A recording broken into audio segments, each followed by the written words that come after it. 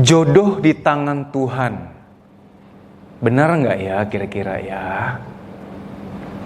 Oke.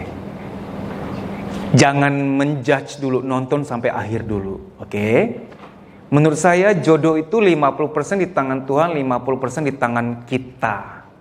Kenapa? Contoh ada orang dinikahkan karena harus bayar hutang. Itu ada loh. Bukan dalam sinetron, ada. Saya pernah tangani. Jadi ayahnya ini punya hutang besar pada seseorang. Ayahnya pun tahu anaknya orang ini gak cocok buat putrinya. Tapi si pihak sana, hutangmu besar. Anakku naksir sama anakmu. Mereka harus menikah. Kalau enggak hutang kamu tetap harus bayar. Dinikahkan, akhirnya menikah. Yakin jodoh di tangan Tuhan tuh? Iya, jodoh di tangan Tuhan, tapi Tuhan sudah membisikkan, kasih kode. Jangan sama dia bukan jodohmu. Tapi kan ngotot. Kayak gini loh. Ini saya bawa, Anda jangan ngejudge dulu, nonton sampai akhir dulu. Contoh. Aku mau jalan ke depan nih. Katanya kan umur di tangan Tuhan. Mati hidup di tangan Tuhan, bener kan? Aku tahu ada lubang, aku tetap jalan, tetap jatuh nggak? Tetap jatuh dong. Bukan berarti dengan aku berbaik sangka tiba-tiba lubang hilang gitu. Bener nggak? Berbaik sangka itu ada konteksnya. Kita berbaik sangka di jalan yang memang sudah jalannya kita. Sudah ada ikhtiar untuk bertanya, Tuhan ini jalanku bukan? Baru berbaik sangka di situ. Nggak bisa sembarang berbaik sangka. Kau minum sesuatu yang ada racun, aku berbaik sangka nggak ada racun. Nggak bisa. Harus ada ikhtiar mengenali apa yang kita akan minum. Jadi berbaik sangka setelah berikhtiar, bertanya dan berilmu, baru berbaik sangka. Berbaik sangka tanpa ngilmu, berbaik sangka tanpa berikhtiar mencari tahu, itu kayak apa ya? Mempermainkan kehidupan gitu. Contoh lagi.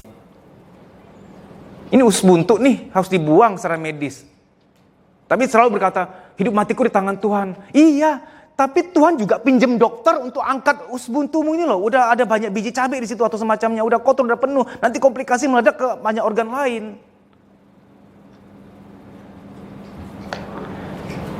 Jodoh di tangan Tuhan. Tapi Tuhan sering pinjam seseorang hambanya, mungkin tetanggamu, sanak famili yang jauh yang tiba-tiba datang. Aku kok gak srek ya gak restu kamu sama dia ya. Itu di tangan Tuhan. Tuhan pinjam seseorang, pinjam mulut seseorang. Termasuk mau pinjam video ini untuk ngomong sama kamu. Jadi kalau dikatakan jodoh di tangan Tuhan, jodoh Tuhan sudah atur. Iya, jodoh Tuhan sudah atur, tapi Tuhan gak nganter. Diatur tapi gak dianter. Tahu gak bedanya? Diatur tuh gini, kamu diatur ketemu seseorang untuk dikasih advice. Kamu diatur untuk dilihat asli-aslinya dia. Itu kan diatur tuh.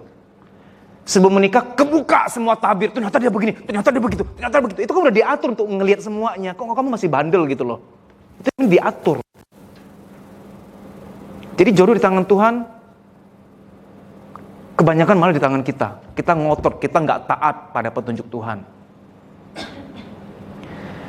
Ada yang bilang, kalau sampai menikah ya berarti udah jodoh lah mas. Oh ya? Setelah menikah terus KDRT selingkuh sana sini, pukul sana sampai memar, sampai lapor polisi. Itu jodoh tuh. No. Saya nggak percaya itu jodoh. Ya kalau mereka cerai berarti jodohnya sampai di situ mas. Berarti ada jodoh sambung gitu.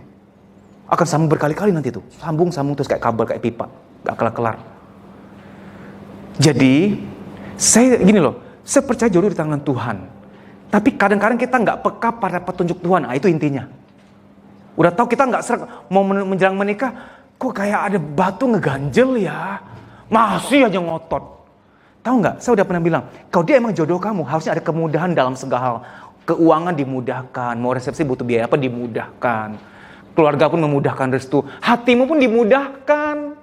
Pertanyaannya, menjelang menikah, kok kayak nggak serak gitu. Nggak ada kemudahan di hati, saya nggak yakin loh dia jodoh kamu. Harusnya kalau jodoh tuh, euforia, memang semingguan udah deket tapi rasa lama gitu. Nah itu jodoh tuh, riang banget, kamu bahagia banget gitu. Tapi dua belah pihak, jangan sampai kamu yakin dia nggak yakin. Beda keyakinan. Jadi apakah jodoh di tangan Tuhan? Kadang-kadang jodoh di tangan pelakor. Maksud saya begini, jangan salah paham dulu. Ada perempuan ngambil suami orang. Perempuan itu perempuan yang tanda petik nggak benar. Kerjanya nggak benar. Lalu kamu bilang bahwa, berarti emang udah jodohnya dia sama pelakor. No. Jadi ada keterlibatan kita sebagai istri, sebagai suami menjaga pasangan kita. Jangan sampai, kalau sampai diambil sama orang, emang udah jalannya, emang jodohnya masih pelakor sama pebinor. Bukan begitu caranya loh. Terlalu menyerahkan bahwa apa-apa di tangan Tuhan, kita jadi nggak ngapa-ngapain, ngerti nggak?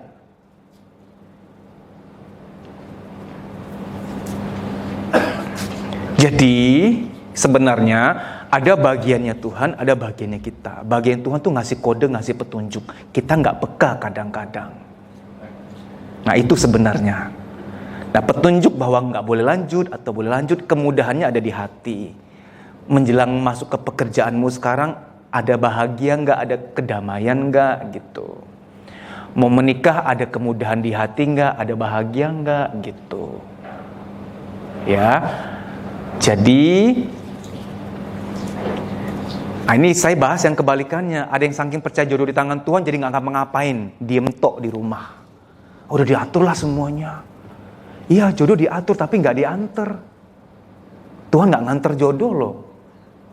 Nah ini banyak wanita-wanita yang memegang prinsip ini. Mas aku perempuan loh mas, masa aku yang nembak, masa aku yang deketin, tunggu dia deketin aku dong, gitu aja terus sampai bekicot sunat. Perempuan harus ada ikhtiarnya juga loh. Bukan berarti kamu jadi agresif, enggak. Kalau ada cowok kamu suka, temenan, sahabatan, bukan pacaran. Saya juga gak setuju pacaran kok, rentan zina kok. Sahabatan, apa bedanya sahabatan dengan teman SMP, SMA? Teman, sahabatan, ke mall bareng-bareng, nonton bareng-bareng, yang rame-rame gitu. Yang penting jangan dalam satu bilik berbarengan, di dalam mobil berduaan doang, di suatu tempat berduaan doang gitu. Mengenal, bersahabat gitu loh. Kamu suka sama cowok, sahabatan. Mas kerja di mana, tinggal di mana gitu. Sahabatan, gak apa-apa gitu. Karena saya pernah bilang laki-laki baik itu cool. Enggak yang kayak playboy baru kenal udah langsung, hai cewek gitu.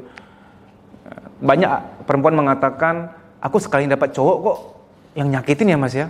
Soalnya kamu nunggu sih. Nah, kebanyakan yang datang tuh yang playboy. Ngerti kan? Oke, kesimpulannya ada dua. Yang pertama, jodoh di tangan Tuhan nggak sepenuhnya benar, sebagian di tangan kita. Tuhan nggak ridoin, kamu tetap ngotot mau sama dia, ya di tangan kamu. Padahal udah dua tetangga ngomong, jangan sama dia loh, aku kenal dia gimana. Apalagi udah nonton video ini, aku udah pernah bikin video yang tentang ciri-ciri tertentu yang nggak boleh, kamu masih ngotot. Berarti bukan di tangan Tuhan, di tangan kamu ngotot. Udah dikasih tahu ngotot, bukan di tangan Tuhan, itu tangan kamu. Yang kedua, bagi yang masih jomblo, jodoh di tangan Tuhan kok, tenang aja diantar nanti. Tunggu aja terus, siapa tahu datang pakai DHL, pakai JNT, JNE datangnya. Ditunggu aja nggak apa-apa. Oke? Harus ada usahanya, semua ada usahanya. Berdoa, berusaha, dan ada kemudahan. Itu rumus kehidupan. Berdoa, berusaha, berikhtiar, dan ada kemudahan. Apanya mau yang mau dimudahkan kalau usaha aja belum?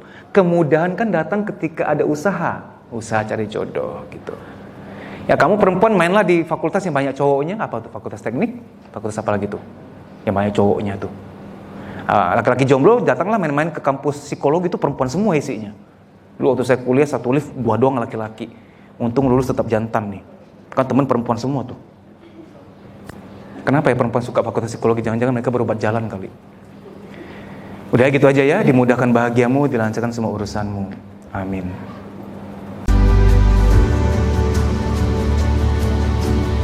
Training yang diberikan benar-benar berbeda, full dengan pendekatan terapi psikologis. Dedi Susanto sangat meyakini bahwa di saat seperti ini, motivasi saja tidak cukup, sangat membutuhkan terapi psikologis. Orang yang banyak beban kehidupan dan yang menyimpan banyak kesedihan terpendam dari masa kecil tidak akan mengalami perubahan apa-apa apabila hanya dimotivasi saja. Sangat memerlukan terapi psikologis. Terapi psikologis akan membawa perubahan yang sangat luar biasa. Sehingga basic dari training yang Dedi Susanto sering selenggarakan selalu dipenuhi dengan terapi-terapi psikologis yang melegakan batin. Batin yang lega akan berdampak sangat positif pada kebahagiaan, kesehatan, dan rezeki.